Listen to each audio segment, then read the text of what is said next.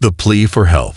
The Stellar Coalition's last hope had come down to a single desperate act, begging for help from the very species they had once dismissed as primitive. Ambassador Threlvas, a high-ranking diplomat of the Zyari Dominion, stood at the center of Earth's Global Defense Council, his silver-blue skin marred with exhaustion. His people had never imagined they would be standing in this room, speaking to humans, a race the Coalition had long deemed too young, too reckless, too unsophisticated to take part in galactic affairs. And yet, here he was. Behind him stood two more alien representatives, Highkeeper Drasvoro of the Valn Consortium, his insectoid features twitching with nervous energy, and Admiral Soratel of the Threxian clans, her reptilian eyes scanning the human leaders with something close to fear. Fear not of humanity, but of the swarm that was coming.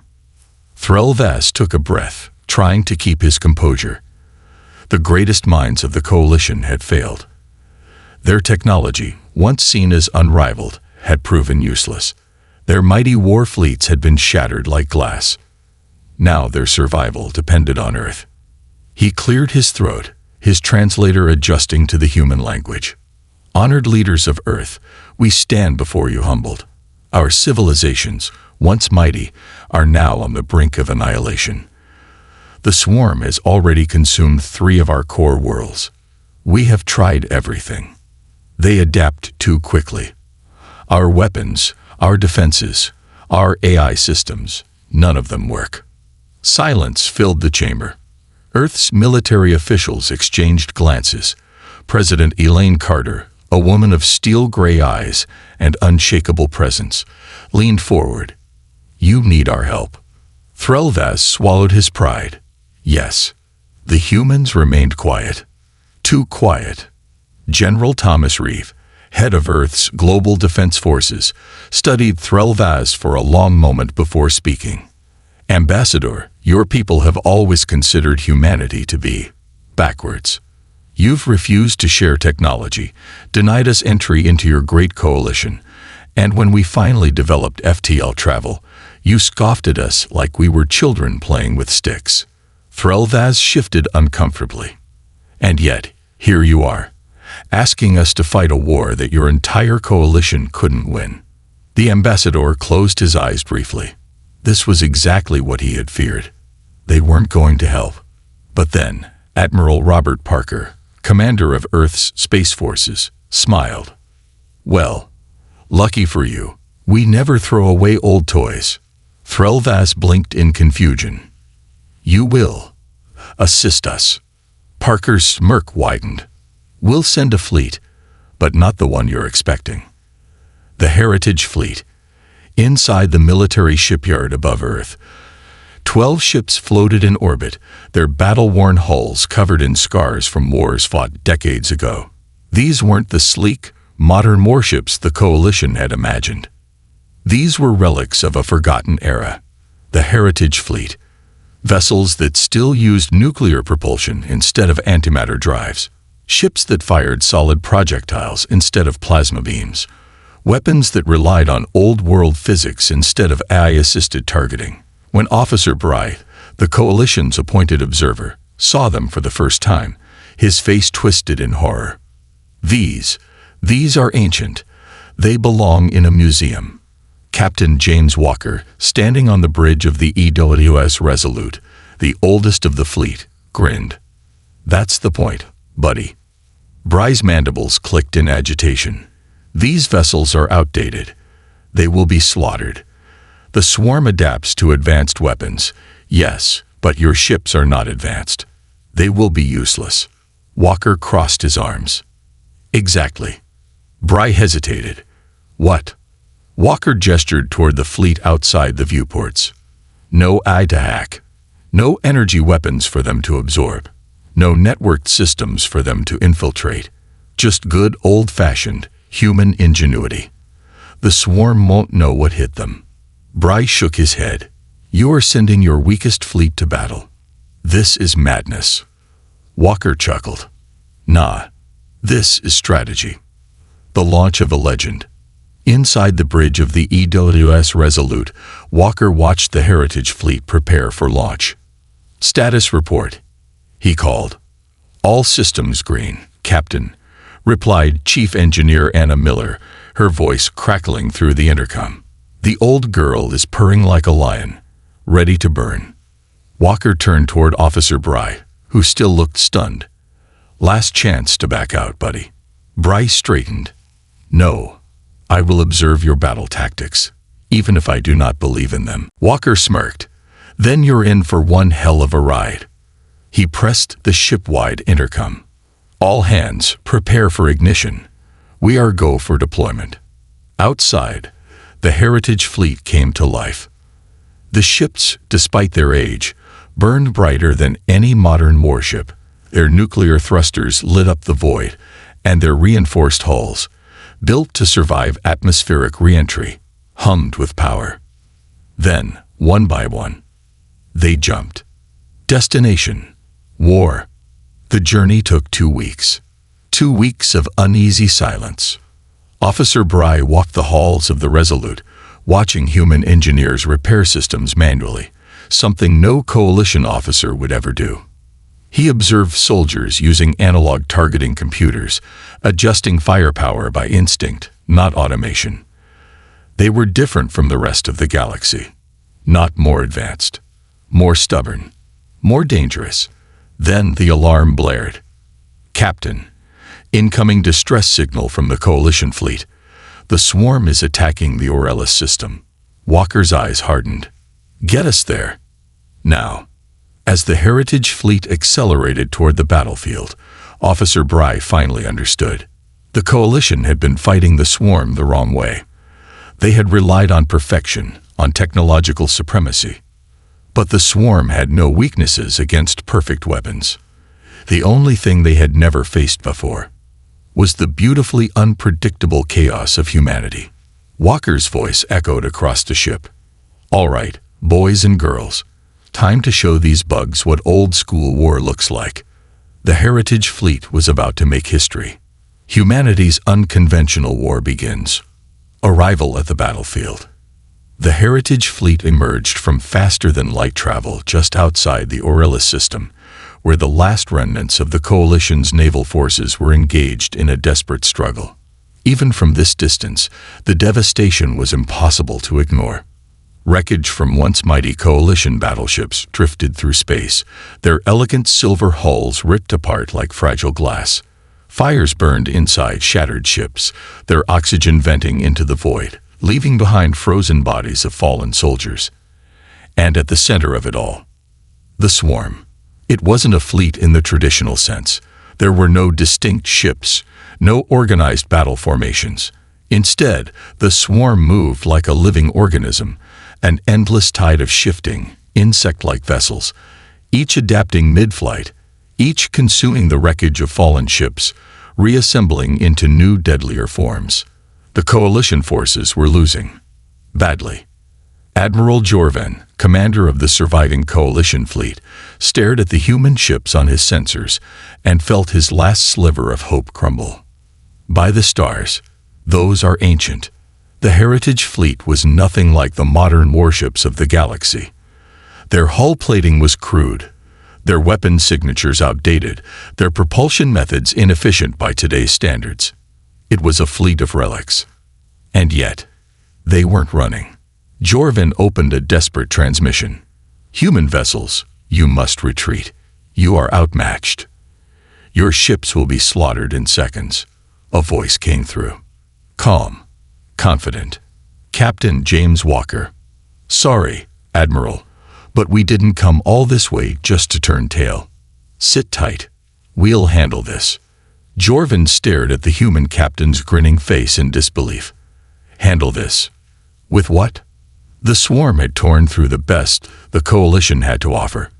Advanced quantum A fleets, plasma disruptor battleships, cybernetic pilots, all had failed. What could humanity's weakest fleet possibly do? The answer came seconds later. The first shots. Walker turned to his crew aboard the HFY Resolute. "Weapons hot. Let's get to work." The Heritage Fleet split into two attack wings, their nuclear thrusters burning bright against the darkness. Unlike the sleek, maneuverable warships of the Coalition, these human vessels moved with raw, unpolished power, not graceful, but relentless. The swarm noticed them. Thousands of insect-like ships turned in eerie unison, shifting their adaptive plating, scanning the newcomers. The swarm had learned how to counter plasma weapons, energy shields, AI-assisted targeting systems. But they had never fought ships like these. A new kind of warfare. The first swarm ships lunged forward, moving with inhuman speed, preparing to unleash their biomechanical energy bursts, the same kind that had crippled the Coalition forces. Walker smirked. Let's see how they lead. The Heritage Fleet opened fire, but not with energy weapons, not with plasma disruptors. Instead, the Resolute's main cannons roared, unleashing a barrage of solid steel slugs, each one traveling at hypersonic speeds, tearing through space like unstoppable fists. The swarm ships reacted too late. They had no defense against physical projectiles. They had adapted to plasma weapons. They had learned to absorb laser energy. But when a massive tungsten round struck their bodies, they shattered. Walker watched as the first wave of swarm fighters exploded into molten debris. Officer Bry, the Coalition observer aboard the Resolute, staggered forward in disbelief. That actually worked. Walker chuckled. Told you. Old-school warfare never goes out of style. Tactics the swarm never expected. The swarm began to recalculate, adapting to this unexpected new threat. More of them came. Thousands.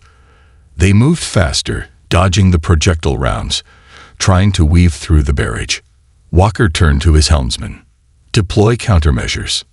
Unlike modern warships, the Heritage Fleet didn't use electronic jamming or AI-driven countermeasures. Instead, they dumped thousands of tons of metal debris into space, a wall of shrapnel and old engine parts, creating an unstoppable kinetic minefield. The swarm, unused to fighting physical obstacles, tore themselves apart trying to navigate through it. Victory in chaos. On the bridge of the Coalition flagship, Admiral Jorvan watched the impossible unfold. The humans weren't just winning. They were annihilating the swarm. Everywhere he looked, the Heritage Fleet's unconventional weapons, explosive torpedoes, manually guided missiles, machine gun turrets, were ripping through the enemy. He turned to his tactical officer. I don't understand. These humans are using primitive warfare. The officer stared in shock. Yes, but the swarm never learned how to fight it. The realization hit them both at once. The Coalition had relied too much on technological superiority. Their weapons were predictable, advanced but vulnerable to adaptation. The humans, however, they were unpredictable. They had fought thousands of wars using limited resources. They had perfected chaos.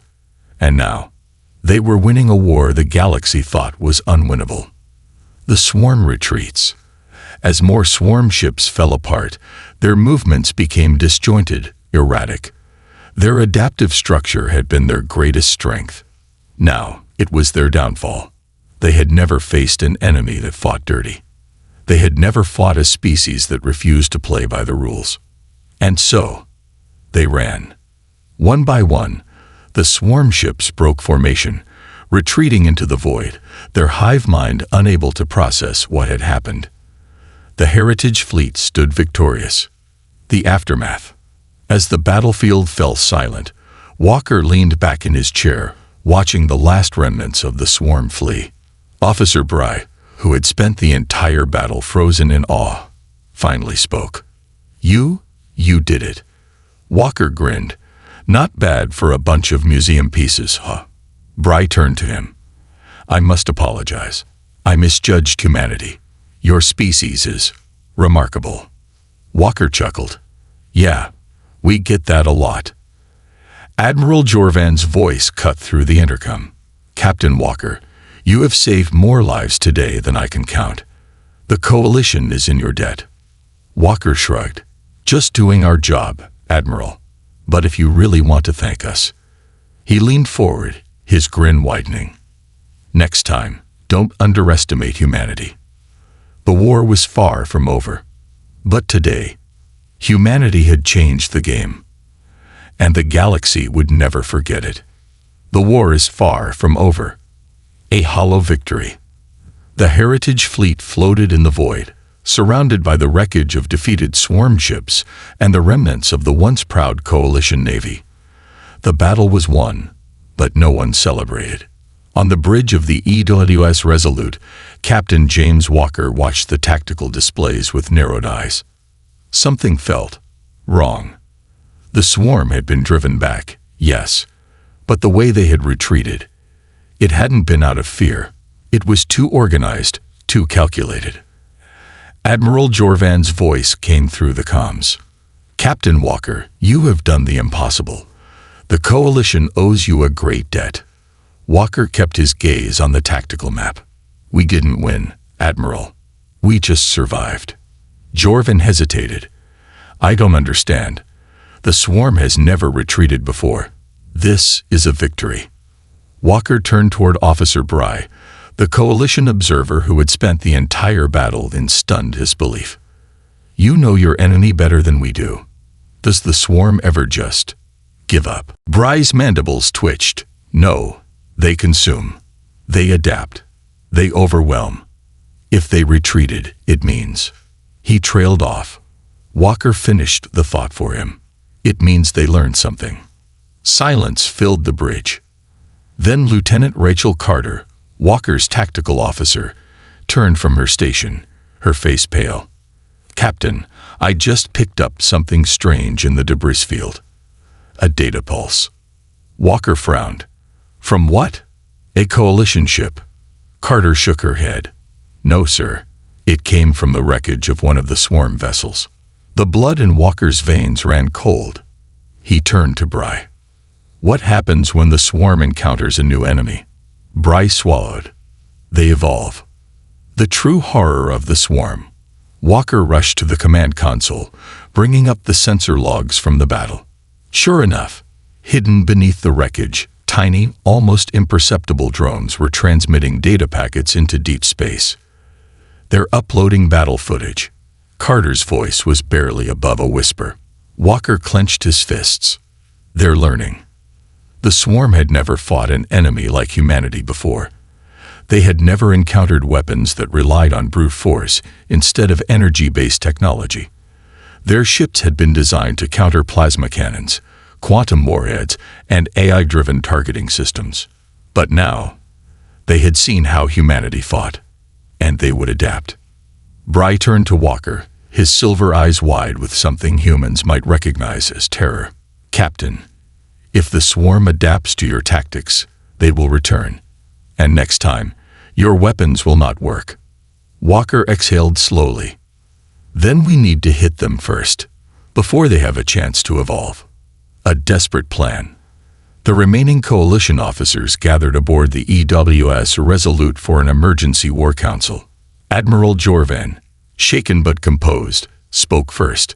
Captain Walker, our fleets are in no condition to launch another assault. We need time to rebuild.